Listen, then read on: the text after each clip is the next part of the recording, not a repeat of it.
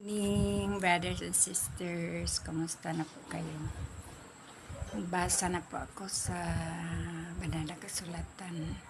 Sa Alma chapter 7 verse 8. Masdan, hindi ko sinasabi na siya ay paparito sa atin sa panahon ng kanyang pamamalagi sa kanyang katawang lupa, sapagkat masdan ang Espiritu ay hindi nagsabi sa akin na ganito ang mangyayari.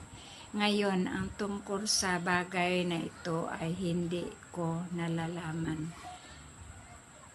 Subalit ito lamang ang nalalaman ko, na ang Panginoong Diyos ay may kapangyarihang gawin ang lahat ng bagay alinsunod sa kanyang salita. So yan po ang gusto kong i-share sa inyo. Sana may natutunan po tayo ngayon at alam ko na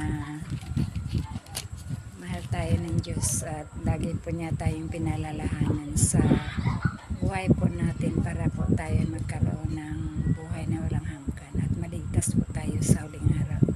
Alam ko itong binayo sa inyo ay totoo at sa pangalan ni Kristo. Amen. I love you all. Bye-bye.